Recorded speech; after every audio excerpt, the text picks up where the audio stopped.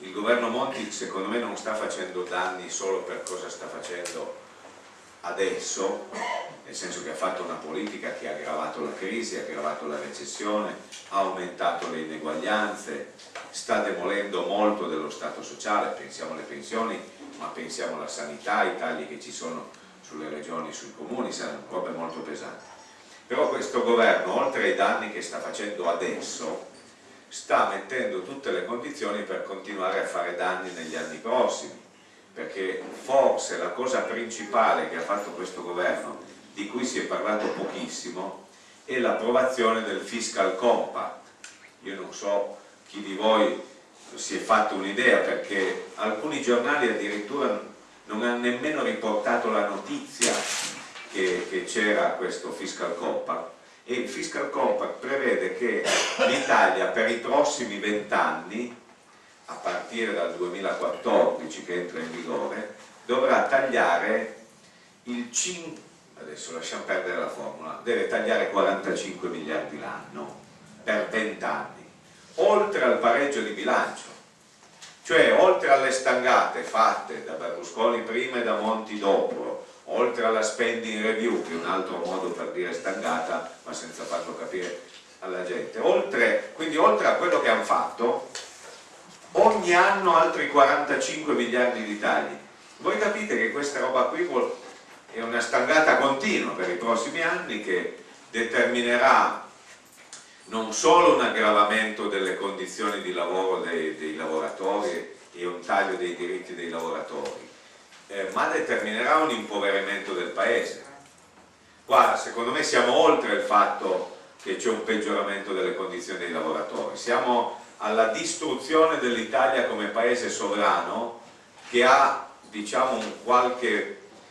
ruolo dentro la divisione internazionale del lavoro, perché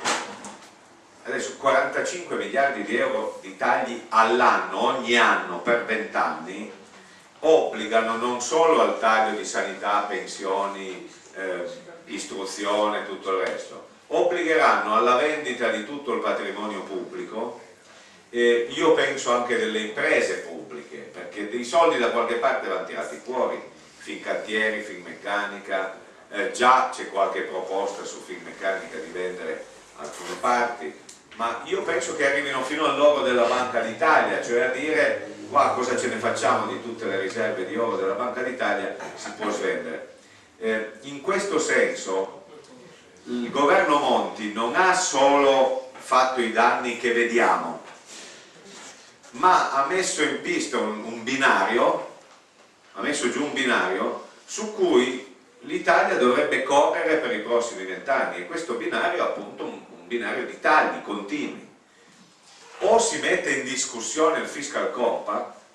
oppure qualsiasi governo ci sia ha già scritto le leggi finanziarie, perché negli accordi firmati a livello europeo c'è scritto che o l'Italia applica quella politica oppure sono i tecnocrati di Bruxelles che vengono a Roma e fanno loro la legge finanziaria, e si esautora il Parlamento italiano dalla possibilità di decidere la legge finanziaria. Cioè, vorrei che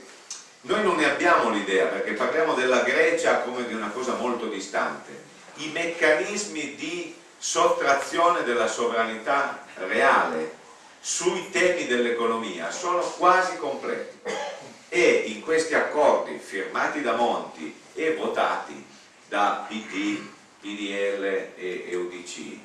c'è la sostanziale abolizione della sovranità sul terreno economico e questo binario.